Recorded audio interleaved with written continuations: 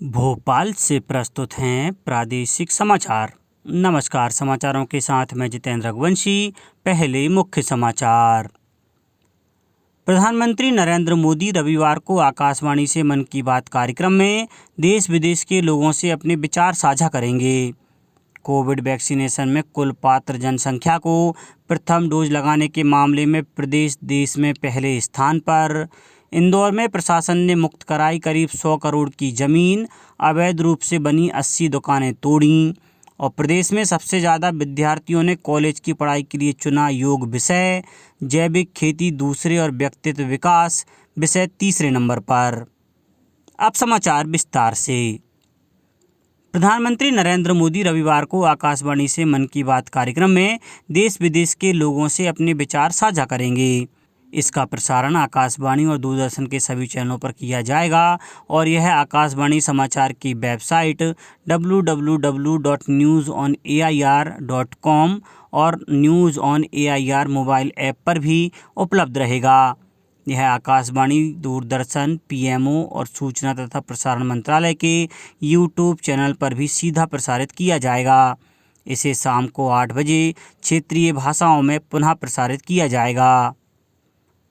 राज्यवार Covid vaccination में कुल पात्र जनसंख्या को प्रथम डोज लगाने के मामले में प्रदेश 84% डोज लगाकर देश में प्रथम स्थान पर है। भोपाल और इंदौर में 100% पात्र व्यक्तियों को वैक्सीन का प्रथम डोज लग गया है, जबकि प्रदेश के 42 जिलों में प्रथम डोज का 80% से अधिक वैक्सीनेशन हो गया है। खास बात यह है कि किसी भी जिले में 70% से कम वैक्सीनेशन नहीं हुआ है। आधिकारिक जानकारी के अनुसार प्रदेश की 18 वर्ष से अधिक आयु वर्ग की कुल अनुमानित जनसंख्या 5,49,50,000 है। इसमें से 4,63,60,000 व्यक्तियों को प्रथम डोज और 1,35,20,000 को द्वितीय डोज लग चुका है।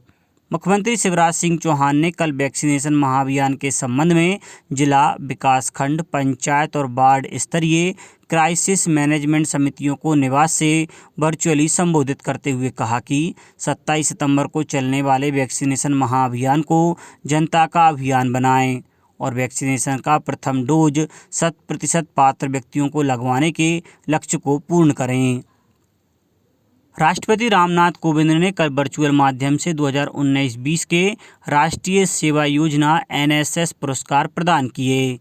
नई दिल्ली में आयोजित पुरस्कार वितरण समारोह में सूचना और प्रसारण तथा युवा मामले और खेल मंत्री अनुराग ठाकुर तथा राज्य मंत्री निशित प्रामाणिक भी उपस्थित थे। इस अवसर पर श्री ठाकुर ने कहा कि राष्ट्रीय सेवा योजना के स्वयंसेवकों ने कोविड-19 महामारी के दौरान सामुदायिक सेवाओं के लिए पूरी लगन से काम किया।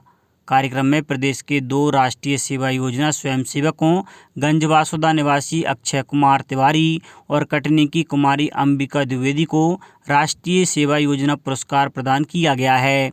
अक्षय भोपाल में और अंबिका जबलपुर में अध्ययनरत हैं। पुरस्कार के रूप में 1 लाख रुपए की सम्मान राशि और रजत पदक प्रदान किया जाता है।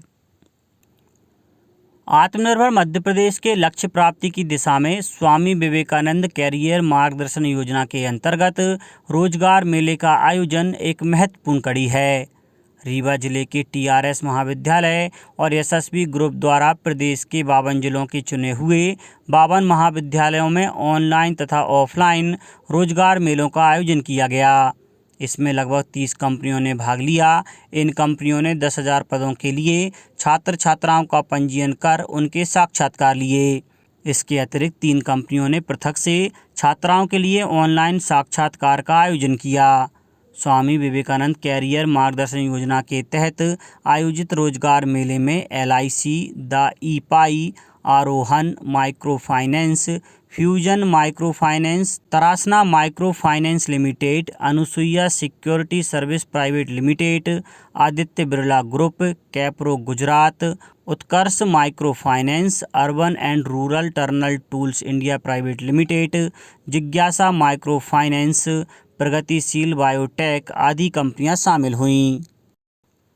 उपराष्ट्रपति एम वेंकैया नायडू एक दिन के दौरे पर अगले माह 12 अक्टूबर को ग्वालियर आ रहे हैं। वे यहां एक निजी विश्वविद्यालय के वार्षिक कार्यक्रम में शामिल होंगे। उपराष्ट्रपति के दौरे को देखते हुए प्रशासन ने अपनी तैयारियां शुरू कर दी हैं।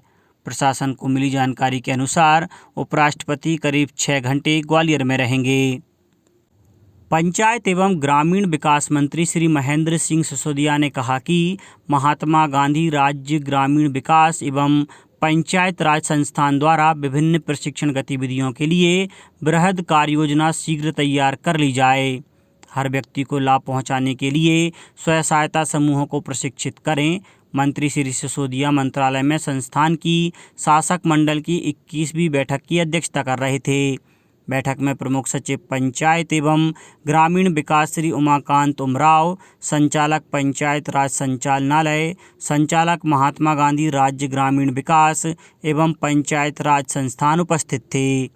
मंत्री श्री सिसोदिया ने कहा कि आजीविका पोर्टल के माध्यम से ऑनलाइन आदेश प्राप्त होने पर लोगों तक स्व सहायता समूहों द्वारा निर्मित विभिन्न उत्पाद और सामग्री पहुंचाई जा रही है। इस व्यवस्था को और अधिक प्रभावी बनाया जाए ताकि लोगों को सीधा लाभ प्राप्त हो।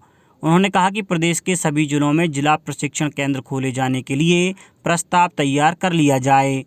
मंत्री श्री सिसोदिया ने अनुकंपा नियुक्ति के प्रकरणों एवं संविदा कर्मियों की संविदा सेवा वृद्धि का अनुमोदन, आउटसोर्स कर्मचारियों की पदस्थापना सहित विभिन्न बिंदुओं पर चर्चा की। उन्होंने निर्देश दिए कि पीआरआई, एसएचजी अभिसरण एवं स्वयं सहायता समूह की विभिन्न प्रकार की गतिविधियों के लिए प्रशिक्षण आयोजित किए जाएं तथा इसका विस्तृत प्रस्ताव तैयार कर भारत सरकार, ग्रामीण विकास मंत्रालय एवं पंचायत राज मंत्रालय को भेजा जावे। मुख्यमंत्री शिवराज सिंह चौहान ने कल जन कल्याण और स्वराज अभियान के अंतर्गत पन्ना में आयोजित एक कार्यक्रम में पन्ना, सागर, निवाड़ी और टीकमगढ़ जिलों के लिए करीब 120 करोड़ रुपए की लागत के जिला चिकित्सालय, सिविल अस्पताल, सामुदायिक, प्राथमिक और उप स्वास्थ्य केंद्रों का लोकार्पण और भूमि पूजन किया। उन्होंने कहा कि प्रसन्नता की बात है कि हमारा प्रदेश गर्भवती महिलाओं को कोविड टीकाकरण के मामले में पूरे देश में प्रथम है। प्रदेश में अब तक 2,15,000 से अधिक महिलाओं को प्रथम और 24,472 महिलाओं को वैक्सीन के दोनों डोज लगाए जा चुके हैं। त्योहार और उपचुनाव की जल्द घोषणा की संभावना को देखते हुए शिवराज सरकार भी कर्मचारियों और पेंशनरों का महंगाई भत्ता व राहत बढ़ाने जा रही है। गृह मंत्री नरोत्तम मिश्रा ने इसके संकेत दिए हैं। उन्होंने भोपाल में शुक्रवार को कहा कि शिवराज सरकार कर्मचारी हितैषी है। दिवाली से पहले कर्मचारियों को खुशखबरी मिलेगी। सरकार निर्वाचन आयोग से खंडवा लोकसभा, पृथ्वीपुर, रैगांव और जोबड़ विधानसभा उपचुनाव त्योहारों के बाद कराने का अनुरोध कर चुकी है। ऐसे में नवंबर-दिसंबर में 4 सीटों पर चुनाव होने की संभावना है। सरकार अगले महीने महंगाई भत्ता और राहत बढ़ाने का निर्णय कर सकती है। आर्थिक गतिविधियां भी अब प्रदेश में बढ़ गई हैं। राजस्व की स्थिति में भी तेजी से सुधार हो रहा है। मंत्रालय सूत्रों का कहना है कि सरकार 7 लाख कर्मचारियों को महंगाई भत्ता और पेंशनरों को राहत भत्ता देने का आदेश अगले माह करेगी। वित्त विभाग ने प्रस्ताव बनाकर मुख्यमंत्री कार्यालय को भेज दिया है। अंतिम निर्णय मुख्यमंत्री शिवराज सिंह चौहान लेंगे। अभी प्रदेश के कर्मचारियों को 12% महंगाई भत्ता मिल रहा है, जबकि केंद्र सरकार अपने कर्मचारियों के लिए इसे बढ़ाकर 28% कर चुकी है। माना जा रहा है कि सरकार कर्मचारियों को 5% महंगाई भत्ता देकर कुछ राहत देगी, क्योंकि केंद्र सरकार के महंगाई भत्ता और राहत बढ़ाने के बाद कुछ राज्यों ने भी कर्मचारियों के लिए इसमें वृद्धि कर दी है। अब प्रदेश के कर्मचारी और पेंशनर भी इसको लेकर मांग कर रहे हैं। महंगाई भत्ते में वृद्धि पर सरकार के ऊपर करीब 350 करोड़ रुपए का वित्तीय भार आएगा। हालांकि इस बीच कर्मचारियों को वार्षिक वेतन वृद्धि का लाभ दिया जा चुका है।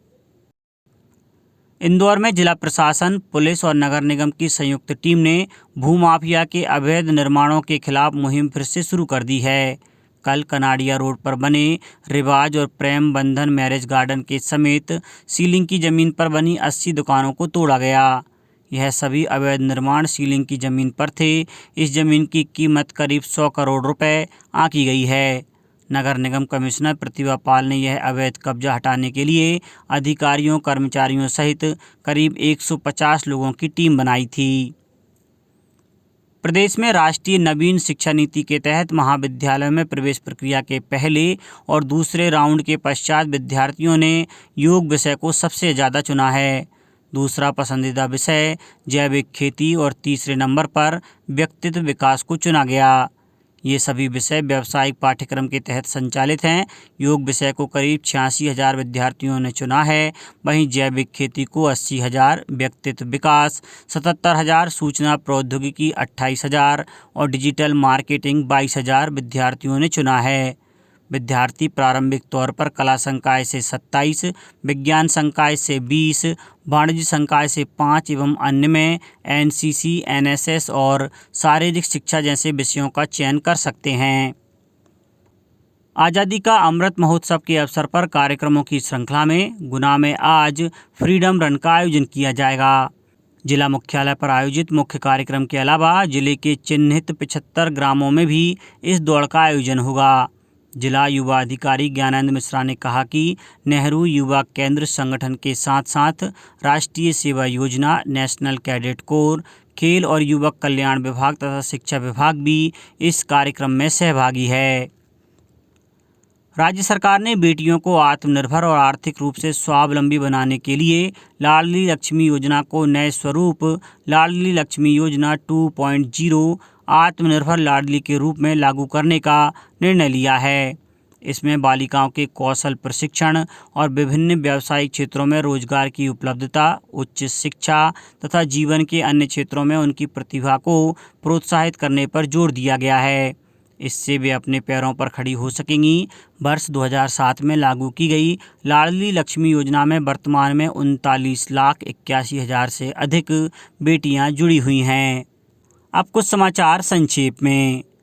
भारतीय वन प्रबंध संस्थान में कल ऑनलाइन हिंदी कार्यशाला का आयोजन किया गया। आज विश्व फार्मासिस्ट दिवस है। इस वर्ष की थीम फार्मेसी हमेशा आपके स्वास्थ्य के लिए विश्वसनीय रखी गई है। नीमच में राज्य सरकार की लक्ष्य योजना के अंतर्गत पैरा मिलिट्री प्रशिक्षण के लिए कक्षा 12वीं के 42 बालकों और 31 बालिकाओं का चयन किया गया।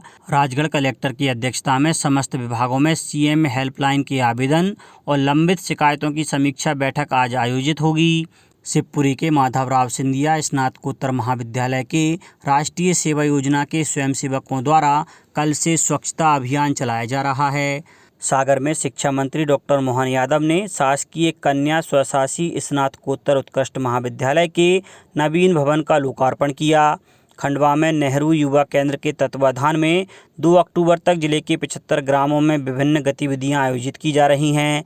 प्रदेश की प्राकृतिक और मानव शास्त्रीय विरासत की भव्यता से परिचित कराने के लिए रविवार को भोपाल के पास रातापानी अभ्यारण्य में आबारगी the rock art trekking trail का आयोजन किया जा रहा है।